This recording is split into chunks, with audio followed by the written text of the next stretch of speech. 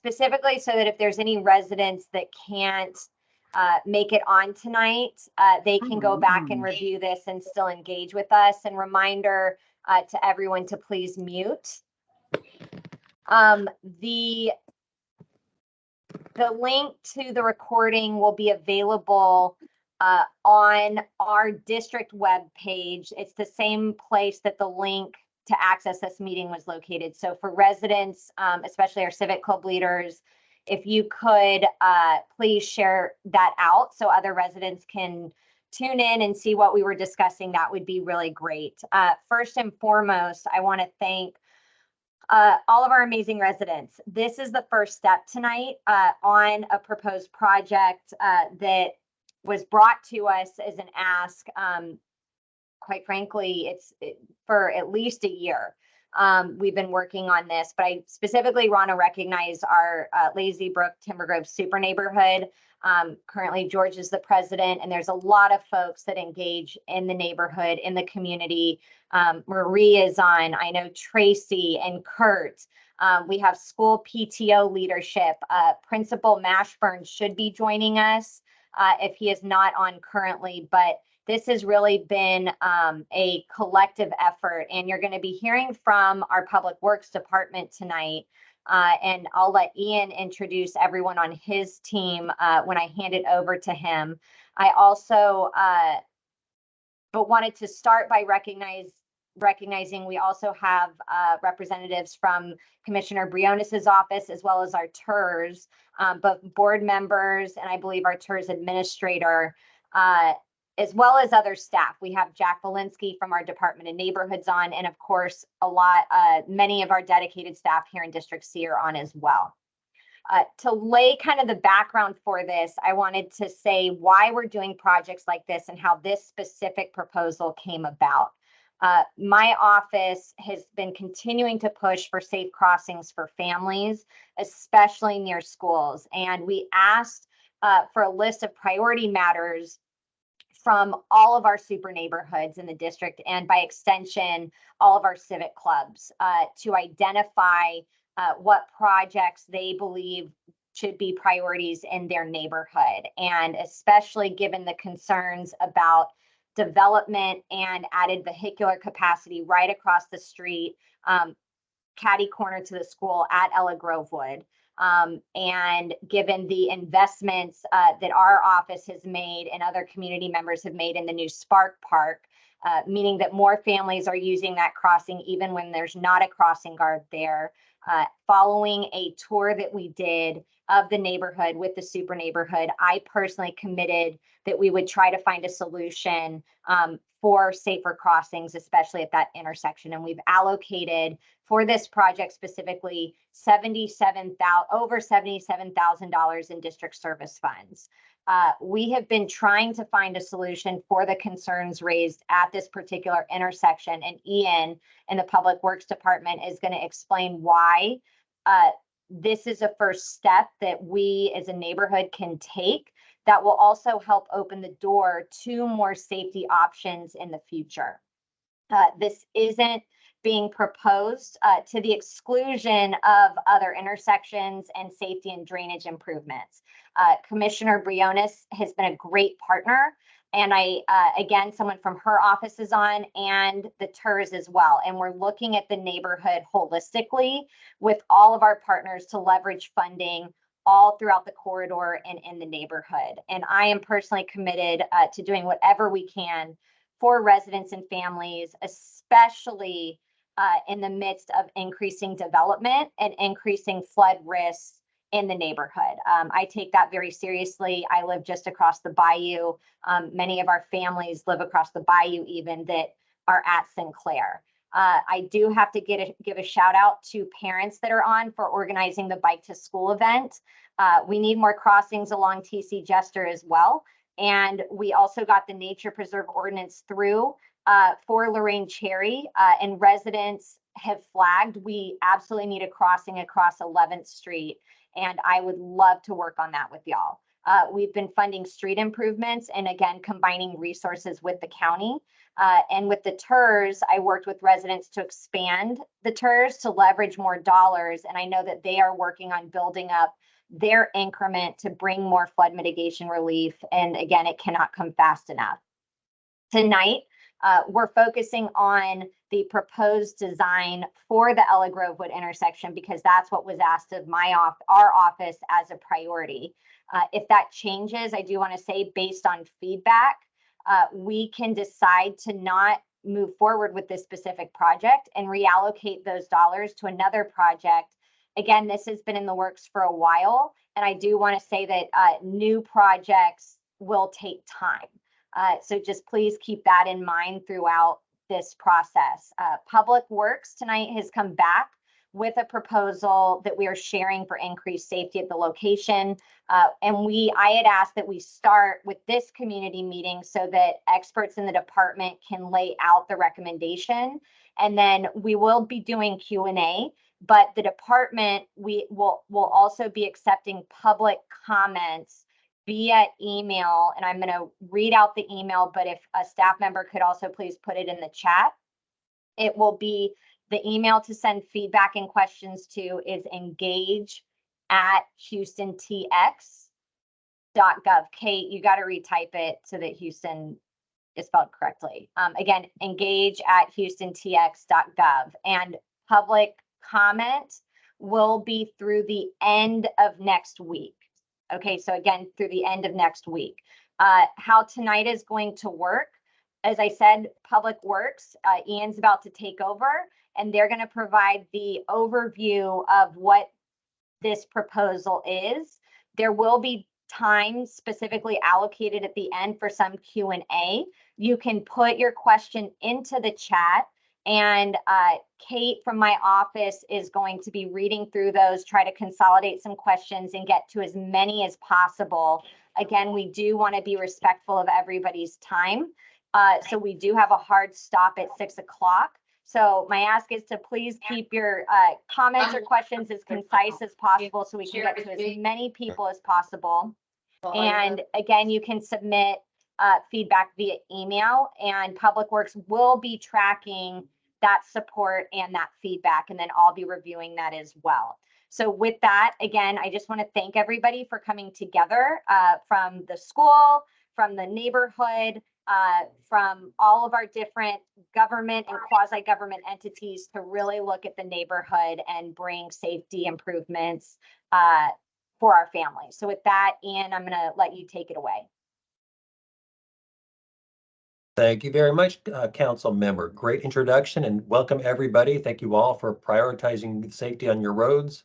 Let me make sure I can get this all shared correctly. I think I'm just about up.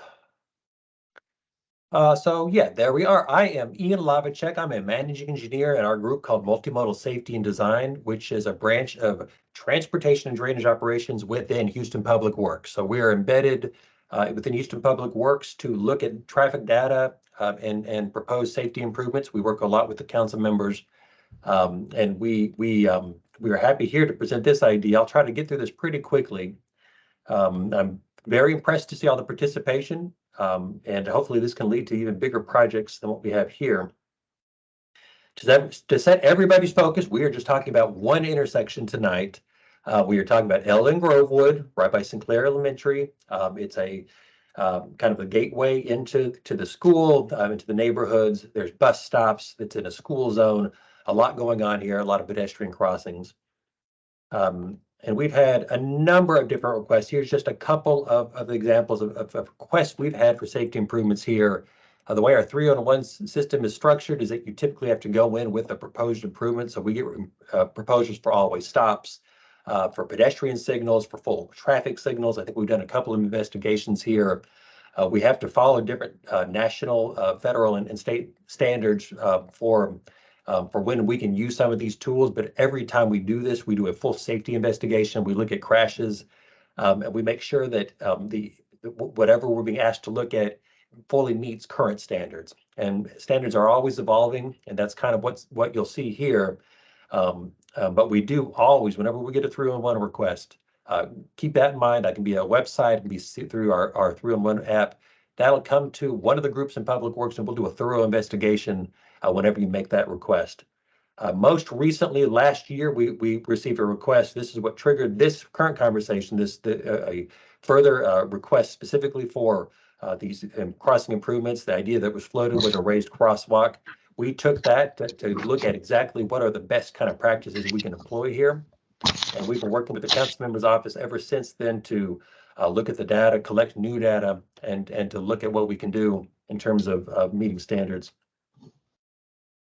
The first thing we do whenever we look at any kind of safety improvement project is we get full traffic counts. We like to see the traffic data because we need to align our safety goals with mobility goals. And when we have abilities to do certain projects, the traffic data helps. And what we've seen along Ella is that I think that the grid network in the area is pretty good and it distributes the traffic well. What you'll see, this ADT is the annual daily travel on the street. That's the number of cars per day that are on that street.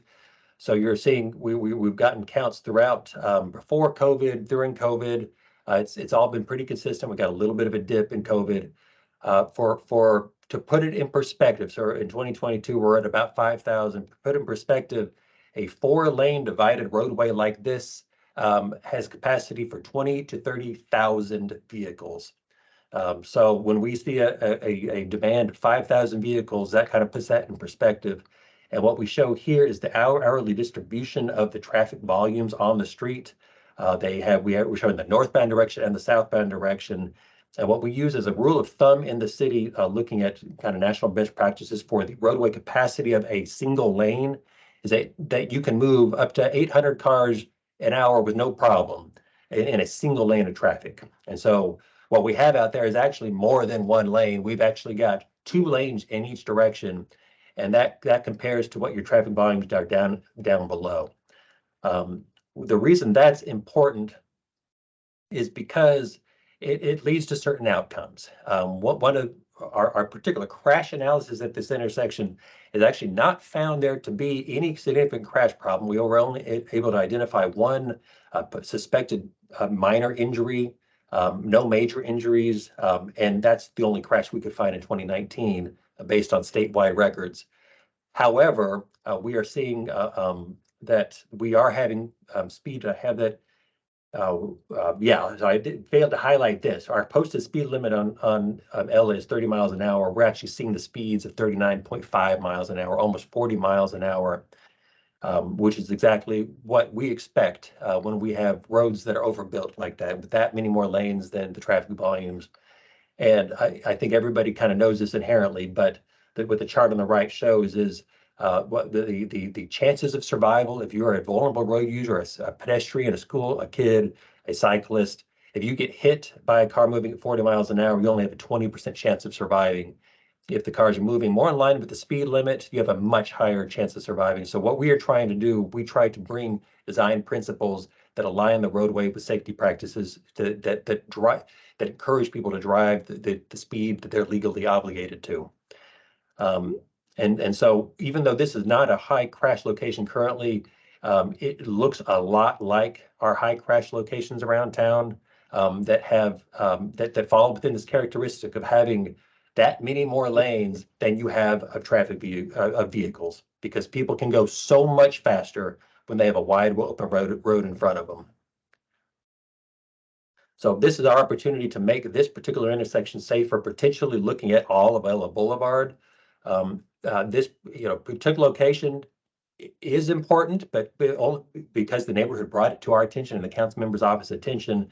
Clearly, we have Sinclair there. We're in a school zone. We have been out there a couple of times during the school pickup to take a look at how the school operations are. We found that most of the time that most drivers on Ella do obey the school speed limit signs, at least anecdotally in our observation.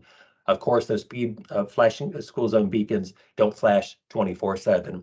And with a spark park and with neighborhoods on both sides of the street, then you can't rely on these school zones to encourage those slower speeds during all hours of the day. We did notice that in our field visits that all of the school traffic, and there's quite a bit, None of it seems to impact Ella Boulevard. They have a pretty good system around Sinclair to use the local streets for pickup and drop off. Talking a little bit about what the existing condition is. So when we previously looked at this intersection, and this is one of those standards that has evolved over the years. As the state has adopted a stop for pedestrians and crosswalk law statewide, we are implementing this more at certain crosswalks that meet certain conditions where we will put a stop bar on the stop here sign, especially on a multi-lane approach like this. It's quite important. So with all of our analysis with traffic data, this actually meets all of our current standards, and this is the treatment we apply citywide. And that's why when we get these requests, when we get requests for further improvements, we take those very seriously. But it's critical to have the help to go beyond this. We're always willing to go above and beyond. We just don't have the resources to do it. So again, here's from the top view. This is what we have. We have our stop bar. We have our crosswalk markings. Taking all of the data into account, what we think we can do here is here's a draft of our proposal. And there's a couple of key features that we want to do here. We want to reduce the crossing distance for pedestrians. So basically the number of lanes that a pedestrian, a school kid, a parent has to cross, we want to reduce that. We want to introduce a little bit of a median refuge, and we think we in the middle, so they don't have to cross all at one time. They'll have a place to wait in the middle. And we think we can implement some of, we call them curb extensions or bulb outs. We're looking at exactly what those specifications and dimensions will be, but we can get a little bit on both sides. That basically provides more of a refuge for pedestrians as they're crossing the road. At the same time, we still have the ability to provide the left turn lanes, even though left turn volumes are not super high. We think it'll be beneficial to the school and to accommodate bus turns. So this is basically the proposal. I'll go a little bit more in detail. The way we'd achieve this is that we of course need to reduce the lane coming into the intersection. I think this is a benefit where we can actually, they merge, where we'll be implementing full federal standards to get this. It'll give a lot of warning to drivers as they're approaching. It'll give them time to slowly make a merge and come up to a single lane. We also think it'll give them a lot of advance notice that this is a special crossing, that there's something to pay attention to here, where they don't currently have a lot of advance notice. And just one final thought, we definitely wanted to do our due diligence to make sure that, hey, we got all the traffic data in the world, what happens in the future. And we've looked at some of the other developments that are here. We know about the particular development on the southwest corner here. And we're factoring all of those traffic data, all the projections in to see if this will still work, because we want to build something that's safe. We want it also to be good for the whole community. And we think what we have is going to work. And that's it. It's really just one intersection. We think this will be a good pilot for testing how this will look on Ella. We might be able to do more on this in the future. We have different funding partners that have some ideas too.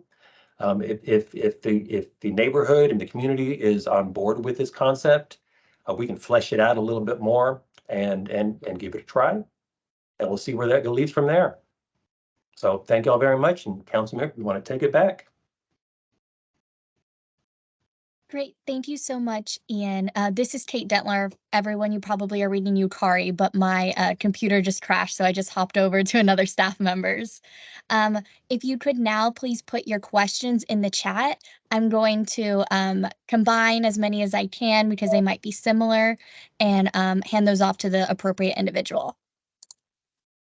And Kate, as people are putting questions into the chat, again, Ian, I just want to make sure I understand fully the proposal. So I believe what it looks like is y'all are proposing to, as you approach the intersection from both sides, slowing traffic down. And Tracy and Karen, I appreciate y'all pointing out Ella is 35, not 30 miles per hour. Okay. Slowing traffic down as you get to that intersection, still maintaining the turn lanes, but providing more refuge for pedestrians and families that are crossing, as well as greater markings, both along the segments approaching the intersection, as well as better markings for the intersection itself. And my question, this may be something that parents at the school are wondering, did y'all look at school traffic, specifically bus traffic, and making sure that we aren't backing up traffic to Ella so that parents can still do drop-offs and things like that? And then now I see the chats coming in, so that'll be my one question. That's a good question. We looked at that from a couple of different views. We've got a lot of turning movement analyses that we did to make sure that buses can make all the turns. We've done the observations during the school pickup. The traffic volumes on the street in general during the school option, the traffic volumes are pretty light throughout the day. But the school traffic is the heaviest traffic during this time. And so we don't expect there to be any problem with school vehicles turning on and off the street. We think it'll actually be a little bit easier for them. Okay, our first question is, can you speak to the safety data for other solutions such as pedestrian flashing lights? Yeah, so we look at all of that. We have a couple, I don't want to get too wonky with them because we have a couple of different flashing light options. Our standard toolbox basically has what we call RRFBs, rectangular rapid flash beacons. You'll start seeing more and more of those around town that basically just look like a pedestrian crossing sign, but they got lights that flash really bright. And they're activated when a person wants to cross the street, presses a button. We reserve those for locations that meet certain warrants for them because they are pricey and they have a lot of maintenance that are associated with them.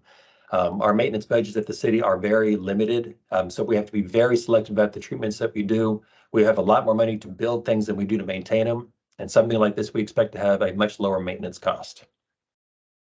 Thank you. We have a question in the chat about Cindy and 11th Street. As this is regarding a different intersection, staff is making note to follow up with you directly, Miss Leanne, regarding the damage that was caused to the properties. Another question is, how will this affect traffic on Ella north of Grovewood? It's currently difficult for the resident to back out of her driveway during school drop-off. I think the question was, is the driveway particularly on Ella, or is it on a side street that intersects with Ella? Do you know The driveway is directly on Ella. Okay. Well, it depends on how far away you are. You probably won't have any impact at all. Let me see maybe this view. We start narrowing pretty quickly.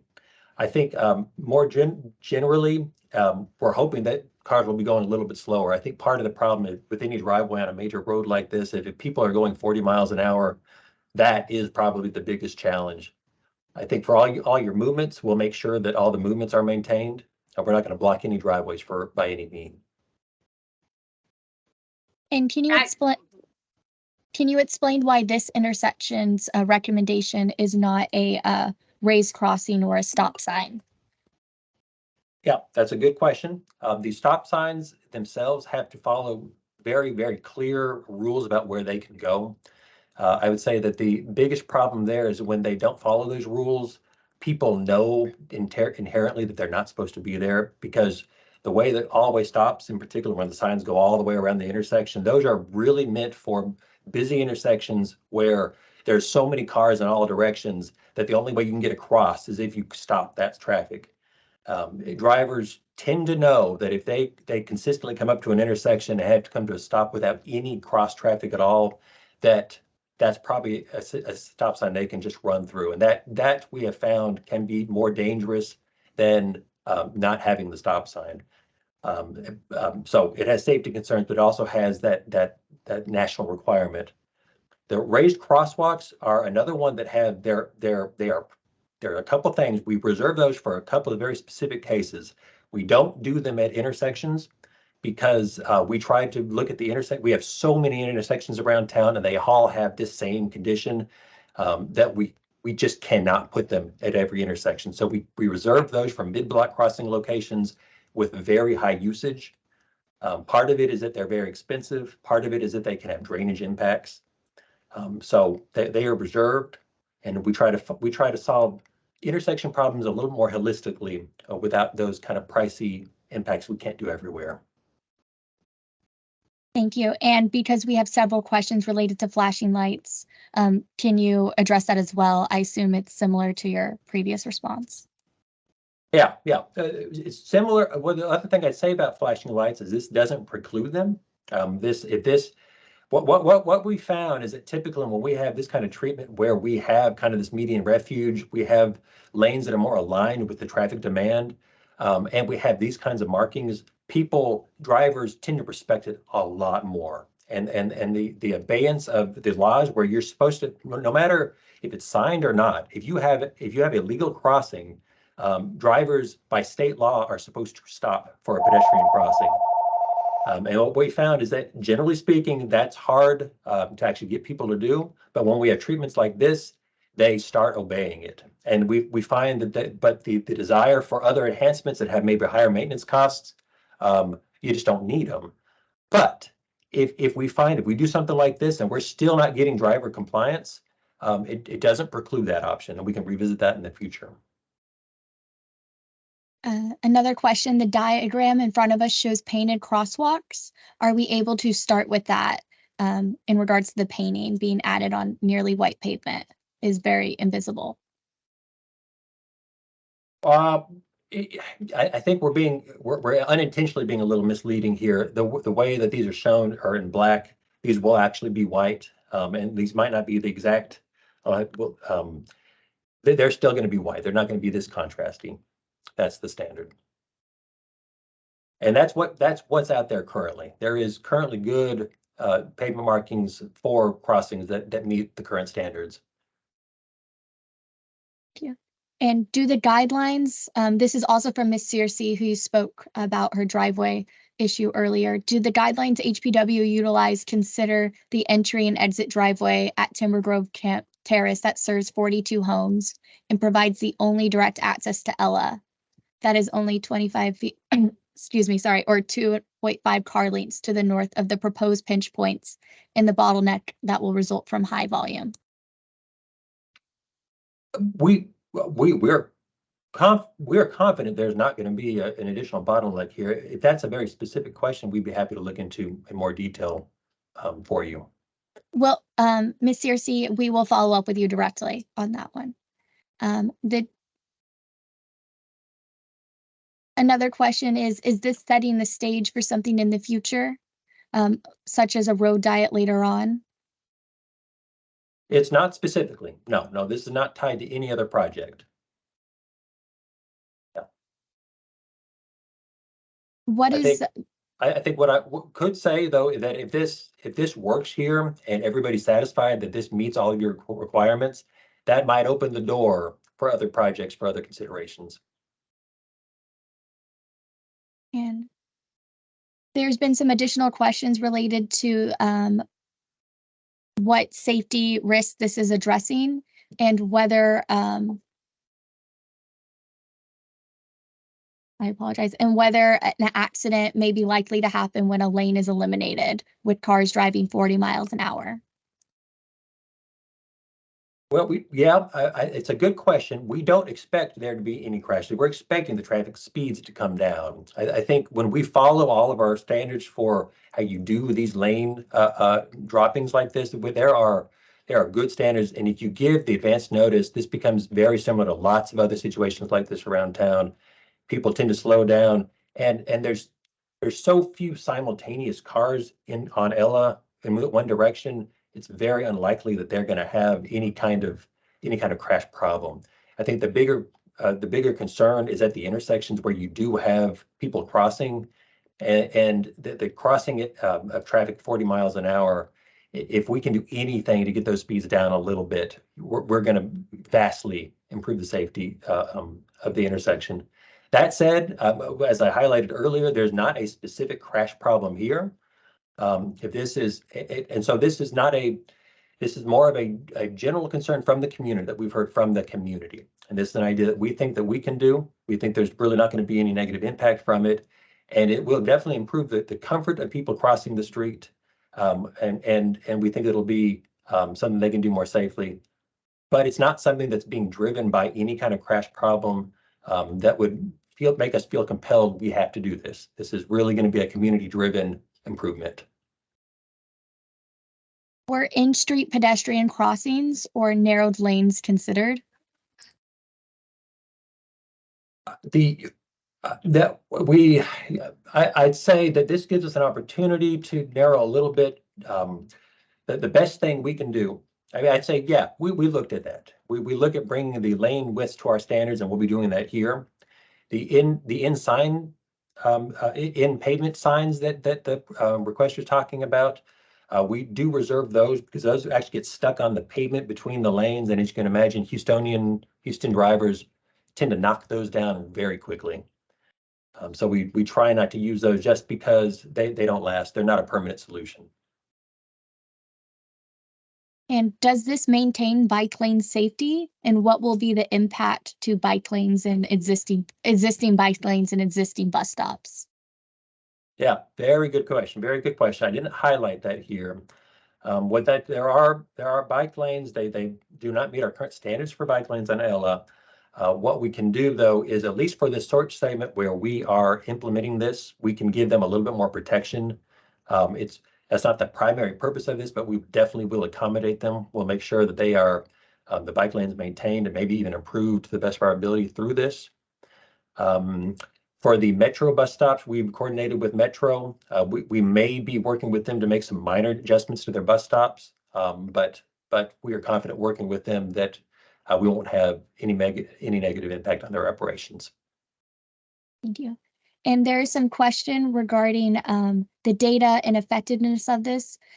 Generally, does Public Works do a traffic study or look at an intersection after the treatment is applied to confirm driver compliance and see if the intersection design is working?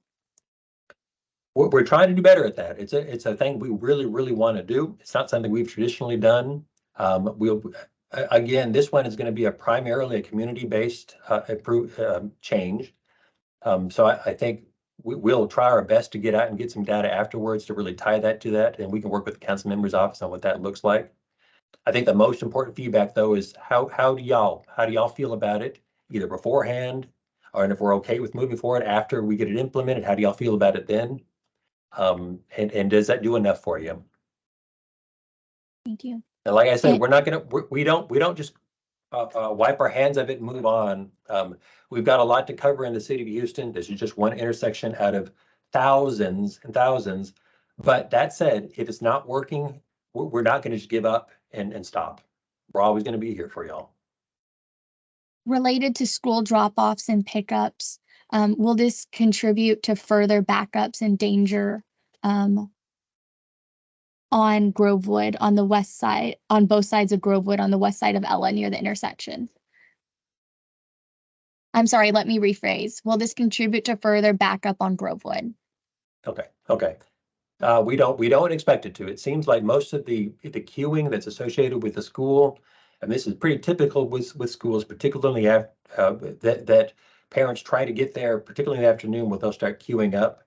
The congestion that happens around that school is typical to a lot of schools, where it's not about the actual mobility or the ways the roads are designed. It's about the timing that parents are coming. And so I think that's not going to change one way or the other.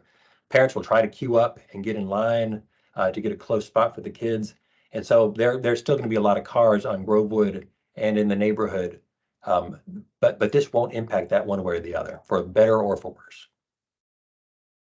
And if implemented, what risk mitigation is proposed to provide advance notice for drivers that the roads are about to narrow? Is there additional signage, relocation of signage? Is there a reduction of a speed limit? Well, I had talked about a little bit. It doesn't really convey it very well. What this is doing is showing a little bit of the merge away from the intersection, and then we have these break boxes. So what this is showing is actually we're giving a lot of notification way early. You're going to start seeing this lane ends merge left, bright yellow sign, and then you're going to have these arrow pavement markings on the ground, and you're going to have many seconds where you're going to be seeing all of this before you even have to start getting over.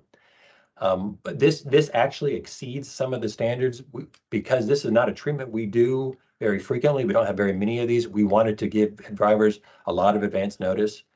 So some of these treatments we don't actually have to do for the standards, but we're allowed to. And we wanted to do that because it's a little bit different, and we were concerned about that very question. But we think we're doing a lot, and I think we think that people will know what's coming. And will this design preclude a future raised crosswalk? Again, no, it does not. It does not have it. If that standard changes and we start doing raised crosswalks, it can be aligned with this. And Ian, if I could chime into that, because I specifically asked the question, because initially what we had heard from the neighborhood and residents was we'd like a raised crosswalk. And the impact to drainage, as Ian said, the cost of what that would take. Again, these are all district service funds. So just this modification alone is going to be nearly $78,000 of district funds. So it's above and on top of what the department normally has. This is because this was, for those that are just joining us or joined late, this all came about from requests from residents reaching out to our office to do something at this intersection. So we advocated for a proposal and to start that work. It absolutely does not preclude future things. Again, as Ian said, because I asked these questions, doesn't preclude necessarily getting stop signs down the road at this intersection, but because of state law standards, this will actually help open the door if that is wanted later to getting that. Same thing with the raised crosswalk, but again, funding is always questionable because it's not just the raised crosswalk. And this same question was asked with Blossom and Westcott when we did the Wild Roundabout, which our office funded. You have to go in and do all of the drainage along that street because of the impacts that the raised crosswalk may have. So it ends up kind of snowballing in terms of cost, which just presents more challenges. Again, for those that are just joining us, I want to reiterate while we're doing some response from the department today, my ask of every resident is to please provide your input to the Engage Houston website, email that we put into the chat. The department will be collecting that feedback, and my policy, some offices do it differently, but it really is based on what you all want in the neighborhood and what the general consensus is as to whether or not we move forward with this.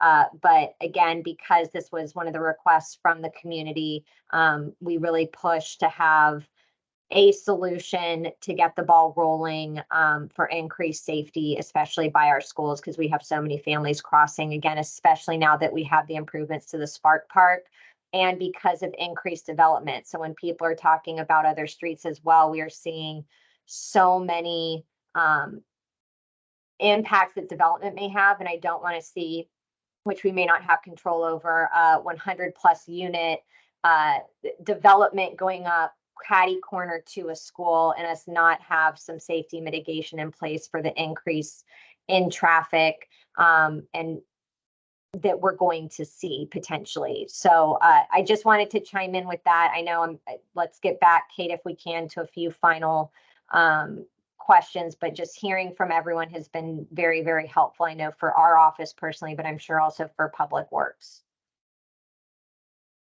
One of our neighborhood leaders has a question about Blossom and Westcott that you brought up. They found it was very effective and helped slow down the crossing the intersection. Was a treatment like a Blossom and Westcott that didn't involve cutting a lane? It was more painting to narrow the lanes per the resident able to be something considered here? Well, short answer is yes. I don't know if everybody's familiar with that treatment. That was a test treatment that we have. We don't have good before and after data on that yet. But anecdotally, I agree with the resident that Westcott and Blossom, and I don't even know if you can see this on Google yet, because it's within the last 6 months we did it. But I think that's because we don't have good data on that. It's kind of anecdotal. We are not widespread using it yet. I am hopeful that could be a short-term treatment that we can use more widespread around the city. I think on those situations, we did a full analysis of Westcott as well. I mean, we did this whole kind of analysis, looking at traffic volumes, getting community support. And what we presented was, at first, was something similar to this, not exactly this concept, but something similar. The traffic volumes on Westcott are quite a bit higher than on Ella. So it would make it something like this a little more challenging on Ella, but we still thought it was feasible. And what we heard from the community is they didn't want that. They didn't want that, but we still, we were encouraged to continue looking for safety improvements. So that was, I think, because we're open to it. I'm hopeful for it. It's just not one of our standards yet where we go out first and foremost to suggest it. Our first best tool that we have is to align the roads with the data. And that's what we're seeing on all of our Vision Zero high injury network roads, is that we're having lots of crashes typically because people can go faster because there's so many lanes. And that's why that's kind of the first place we go first. And a couple residents are inquiring about the colorful crosswalks and whether or not that's something that's allowed in the state of Texas. I'm seeing now a resident put in the Engage Houston website for the Asphalt Art Initiative. Is this something the community could participate in on the funding side to highlight the crosswalks? I'm not super well versed in that. We can get back to you. I know that I think that our mayor's office is leading that effort right now. Well, we've had a lot of requests for colorized artful crosswalks. They are in kind of a gray area where some of the national standards really discourages their use. Other national standards say that they can increase safety. So we're a bit of in a gray area, but that is a program that has been handled by our mayor's office, and we can get more information on that.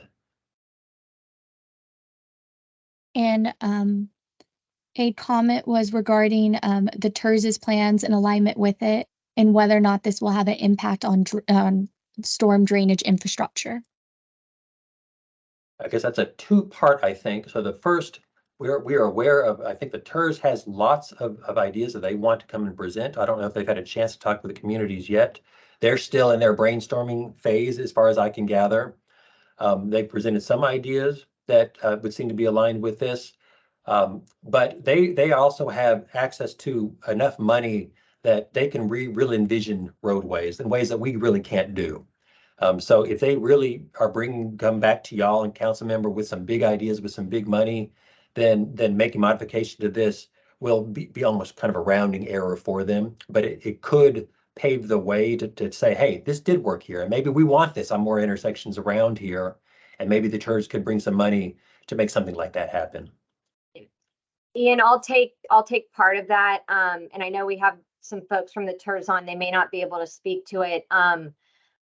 My understanding is nothing that's being proposed would conflict either with the county's opportunity to continue the collaboration that we've been working on with them, again, as they address other locations. The same thing with the TERS. I'm not going to put anything forward to a neighborhood that would increase issues related to storm drainage infrastructure, period. So nothing that's being proposed today would, I have been told, have an impact on that. And it would be in collaboration with, not conflict with, the potential for other work. Whether it's with the TERS, whether it's the county, though, I do want to flag, they have their mobility studies going. They have their public input opportunities. They are at the beginning stages of a lot of that, and that could take upwards of 5 to 10 years, and depending on how much of that increment is built and what their priorities are, again, focusing on flood mitigation, which was the charge of the TERS and infrastructure. So that was a very long-winded answer to say, Ian, I believe, one, no, it does not conflict. No, it will not impact drainage. And I want to, make sure everyone's aware, just like if we don't go with this project based on, the overwhelming feedback we get, it will take several years to move on to a different project. And I'm all in on getting a crossing at 11th, and I'm really excited about that. I know some residents brought that up, and I'm committing that we will look at that, and that will take additional time. So it's a give and take right now as to whether or not you all want this to move forward or not. And Years past, West TC Jester was eliminated as a truck route and Ella was designed as a truck route. If this is still so, will this lane realignment / narrowed lane permit heavy trucks to travel this intersection? I'm not aware of that. We do have a current, our planning department is underway working on a truck plan for the city.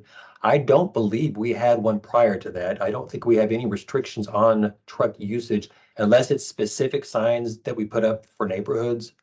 It could be that some signs were put up on West TC Jester. I'm not aware of them.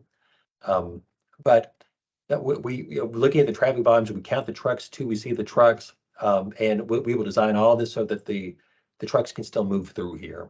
Yeah. Ian, I'll just add to that for residents that don't know some of the context of this, we on council have been advocating for a truck route plan in partnership with both Public Works and Planning. That is in process. And one of the things, and this is really great feedback, this is why I always encourage us to have meetings like this, is I'm gonna ask my team, so Kate, if we can please make note to make sure that Ella is addressed if at all possible on the new truck route plan. And again, this plan ideally is going to specify designated routes for larger vehicles to take.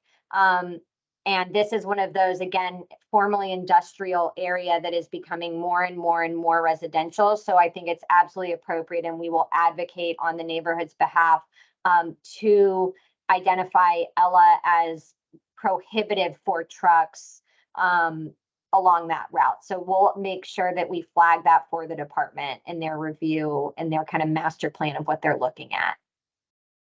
Thank you. And we have time for a few more questions before any closing comments we may have. It appears that a lane reduction on northbound Ella will start south of 12th Street. Is that correct? I'm trying to think, where is, this is what I might call up one of my colleagues. Can you look that up for me? Do we go as far as 12th Street? Lee and Forest. We have, I'm not sharing all of the details here. We will share all the plans. This goes a little bit further in both directions, and I wanted to highlight some things, but the plan we will make accessible to everybody. Yeah, so the intersection signs were introduced before the West 12th Street and the pavement marking. Say it, so it'll start, is that north of 12th Street? South of 12th Street. Okay. Is there, you want to follow up with that? Was there a specific concern? No, about it was that? just clarification for the location. And is this treatment designed to slow vehicles or have that encourage them to stop for pedestrians? It's a little bit of both, a little bit of both. We're hoping that, similar to go back to the Westcott idea. I think the reason, if we find that Westcott blossom is effective in the long term, I think it's because we're using markings to really show that something's coming up, and it's something that they know that they need to yield for. And I think we'll have that same effect here, probably even more so here. So the idea is that we'll alert drivers that they're coming into a changing condition. They're coming up to something that that is not something just to speed through, which will hopefully also help them identify what else is going on. Maybe it's a pedestrian crossing. They'll see the markings. They'll see the people trying to cross. So it's kind of a dual purpose. And this question may be best directed to you towards council member. While we're looking at this intersection right now, is there a mechanism for us to look at additional intersections that may need safety improvements? Yeah, the short answer to that is yes. Again, what we had done and what our office does is we reach out first to our super neighborhoods at the beginning of each year. We meet with them regularly as well and ask them to reach out to civic clubs to identify what their priorities are. And this for several years has been the intersection that we were asked, that the county was asked, and the TERS was asked to focus on. Since that time, again, I see in some comments, 11th Street is one of those big, locations where I know a lot of families are crossing 11th to get to school as well and using Lorraine Cherry, which I use all the time. I know a lot of kids play ball there. You walk your dogs there. And I am all for looking at 11th Street. We can't do everything. Again, everything takes money. These are additional district service dollars, and we have to spread them throughout the district. These funds were allocated specifically for improvements in the neighborhood, and I am completely open and willing, and we're going to work with our civic clubs to look at 11th Street as well for a safe crossing there. And again, that takes time though. So the question right now is, do we move forward with this intersection? If we don't, we will absolutely earmark those funds for the neighborhood for additional infrastructure safety-based improvements.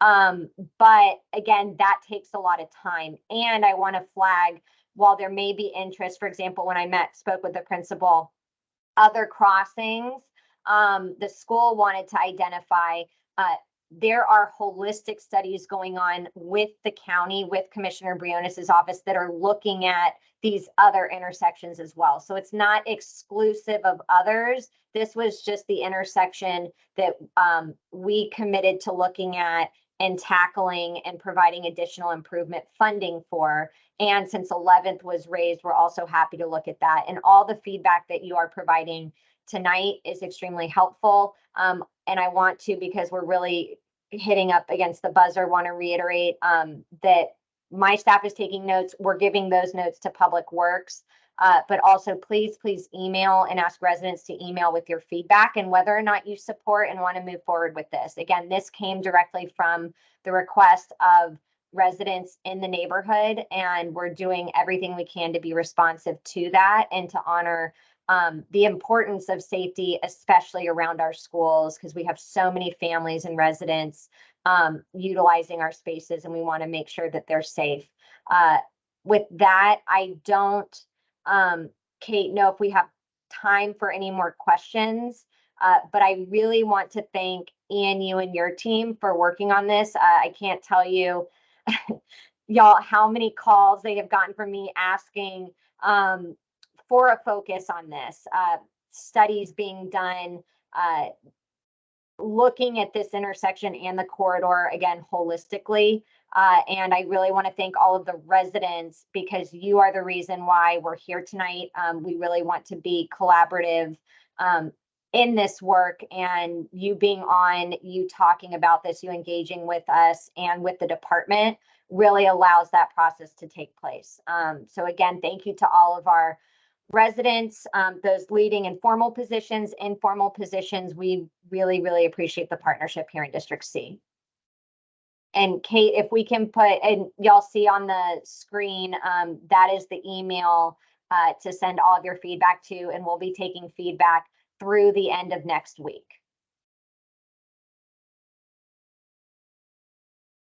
Thank you all so much for being on. We'll make sure that we get this recording uploaded onto the District C website within the next 48 hours. Thank y'all. Ian, thank you. And please thank your team.